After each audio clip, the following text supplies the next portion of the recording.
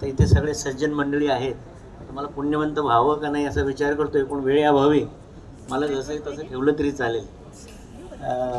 या संस्थेची प्रगती मला सरांनी मागेच मला सांगितलं आणि आज 5,425 कोटीचं सबमिशन ठेवी जे आहेत, तर या संस्थेला मी सदिच्छा देतो आणि मी पण एक ठेवीदार होतो.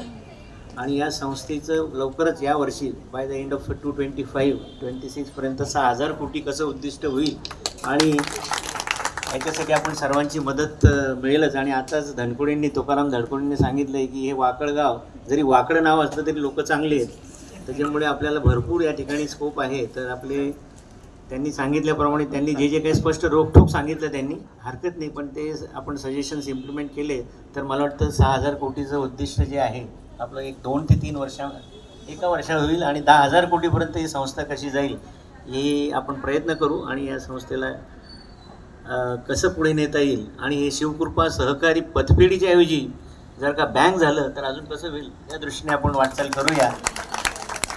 आणि या संस्थेची पद तर नक्कीच चांगलीच आहे. या पतपेढी म्हटलं की सगळ्यांना असं थोडंसं घाबरायला होतं, पण या संस्थेने जे केले पतपेढीविषयी आपले जे मतं आहेत ते सगळे संपूर्ण बदललेले आहेत. म्हणजे माऊलींनी जसं सांगितलं की दीपकुडी का थेकुटी बरी बहु तेजा ते प्रकटी, तसं त्यांचं तेज आता बहु प्रकट होतं आहे. आणि ज्या प्रकारे स्वार्थ आणि परमार्थ या दोन्ही गोष्टींचा संगम या ठिकाणी मला दिसतो आहे. आणि मी माझ्या शुभेच्छा या संस्थेला देतो. आणि माझं भाग्य आहे की आज स्वामींचं मला दर्शन झालं आणि माझं आणि स्वामींची हे पहिली भेट 25-30 वर्षापूर्वी झाली होती. स्वामीजी तसेच तेजस्वी आणि तसेच आहेत, फक्त आता थोडंसं वयामुळे वजन कमी झालेलं आहे.